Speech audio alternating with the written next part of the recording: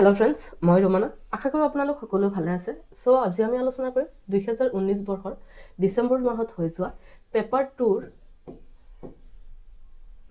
2 হিচাপে থকা অসমীয়া পেডাগজিৰ 15টা কুৱেশ্যন।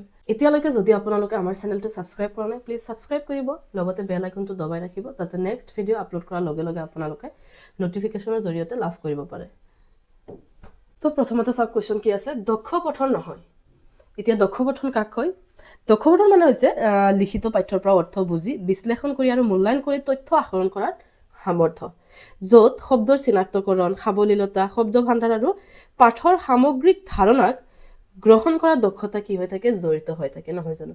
তো ইয়াক সুধিছে কোনটো দক্ষ পঠন নহ'ব? গঠনমূলক, কল্পনামূলক, বিকাশমূলক নে চিন্তামূলক? এতিয়া চাওক, গঠনমূলক। গঠনমূলকত কি হয়? ছাত্ৰ ছাত্ৰীসকলে বা শিক্ষাৰ্থীয়ে নিজৰ পূৰ্ব জ্ঞান বা অভিজ্ঞতাৰ সৈতে জড়িত কৰি পাঠৰ অৰ্থ বুজিবলৈ যত্ন কৰে। তো ইয়াত কি কৰে? নতুন অৰ্থ শিক্ষাৰ্থীয়ে গঢ়ি তোলে, অৰ্থাৎ শিক্ষাৰ্থীয়ে নিজে অৰ্থ নিৰ্মাণ কৰে। চ' এইটো দক্ষ পঠন হৈ আছে। সামগ্ৰিক অৰ্থ বুজি পোৱাটো দক্ষ পঠন হয়, নহয় জানো?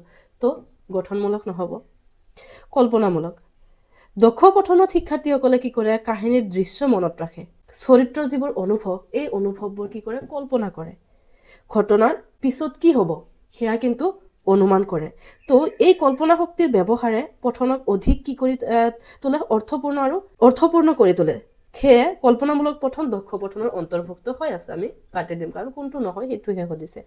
তৃতীয়তে দিছে বিকাশমূলক। দক্ষ পঠন এটাৰ স্থিৰ ক্ষমতা নহয়, ই সময়ৰ সৈতে কি উন্নত হৈ থাকিব। অনুশীলনৰ জৰিয়তে বিকাশ হয় দক্ষ পঠন। সহজ পাঠৰ পৰাই জটিলতালৈ কি কৰে? বা জটিল পাঠলৈ আগবাঢ়ে। চ' পাঠকৰ শব্দ ভাণ্ডাৰ, বোধশক্তি আৰু চিন্তন ক্ষমতা ক্ৰমে বৃদ্ধি পায় যিহেতু, চ' বিকাশমূলক পঠনটো দক্ষ পঠনৰ সৈতে কি হৈ থাকে? অন্তৰ্ভুক্ত হৈ থাকে। আমি কাটি দিম। ইয়াত শুদ্ধ আনচাৰ হ'ব চিন্তামূলক, কাৰণ আমি ৰিডিং কৰি থকাৰ সময়ত কিন্তু চিন্তা কৰি নাথাকোঁ, নহয় জানো? চিন্তামূলকটো দক্ষ পঠন নহ'ব, কাৰণ আমি যেতিয়া পঢ়ি থাকোঁ, পঠন কাৰ্য সম্পন্ন কৰি থাকোঁ, তেতিয়া কিন্তু আমি চিন্তা কৰি নাথাকোঁ। আৰু যদি পঢ়াৰ সময়ত, ৰিডিং পঢ়াৰ সময়ত যদি আমি চিন্তা কৰিব লগা হয়, তেন্তে সেই পঠনটো কেতিয়াও সম্ভৱপৰ নহ'ব বা সম্পূৰ্ণ নহ'ব। দক্ষ পঠন কোনটো নহ'ব? চিন্তামূলক। আৰু এইটোৱে হ'ব ইয়াৰ কাৰেক্ট এনচাৰ, কাৰণ আমাক সুধিছে কোনটো দক্ষ পঠন নহয় বুলি। তলৰ কোনটো বিস্তৃত অধ্যয়নৰ এক্সটেনচিভ ৰিডিঙৰ সৈতে জড়িত নহয়? আমি এক্সটেনচিভ ৰিডিং, ইণ্টেনচিভ ৰিডিং ধুনীয়াকৈ আমি আলোচনা কৰিছোঁ। তো ইয়াক সুধিছে কোনটো, তলৰ চাৰিটা অপশ্যন দিছে, ইয়াৰ ভিতৰত কোনটো বিস্তৃত অধ্যয়নৰ সৈতে জড়িত নহ'ব? ই পঠনৰ আনন্দ ব্যাপক ৰূপত প্ৰদান কৰে, ই গভীৰ অৰ্থবোধৰ বাবে সূক্ষ্মতম সবিশেষ সহ অধ্যয়নৰ সুবিধা দিয়ে, ই ভাষা শিক্ষণৰ উত্তৰণ ঘটায়, ই পাঠৰ সামগ্ৰিক বোধৰ বাবে কৰা পঠন। শুদ্ধ আনচাৰ কোনটো হৈ আছে? অপশ্যন 2 হৈ আছে। বিস্তৃত অধ্যয়নত আমি কি কৰোঁ? পাঠৰ যাতে আমি সাৰমৰ্ম বুজি পাওঁ, তাৰ বাবে আমি দ্ৰুতভাৱে পঢ়োঁ। এই ক্ষেত্ৰত পাঠকক কি কৰে? বিস্তৃত পঠনে মনোৰঞ্জন বা আনন্দ প্ৰদান কৰে। আমি পাইছিলোঁ, ধুনীয়াকৈ কিন্তু আলোচনা কৰিছিলোঁ। চ' এইখিনি নহ'ব, কাৰণ এইখিনি বিস্তৃত পঠনৰ সৈতে জড়িত হৈ আছে। বিস্তৃত পঠনে কি কৰে? ভাষা শিক্ষণৰ উত্তৰণ ঘটাই, শুদ্ধই হৈ আছে। চ' ইয়াত গভীৰ অৰ্থবোধৰ বাবে সূক্ষ্মতম সবিশেষ, সেইটো ইণ্টেনচিভত গুচি যাব। গভীৰ অৰ্থবোধৰ বাবে আমি কিন্তু বিস্তৃত অধ্যয়ন নকৰোঁ, আমি পাঠৰ সামগ্ৰিক জ্ঞান লাভৰ বাবেহে আমি বিস্তৃতভাৱে পঢ়োঁ। ই কি আছিল? ইণ্টেনচিভ ৰিডিঙৰ কিন্তু এইটো এটা বৈশিষ্ট্য আছিল, নহয় জানো? চ' 107 শুদ্ধ আনচাৰ ইয়াত কোনটো হৈ আছে? অপশ্যন 2 হৈ আছে।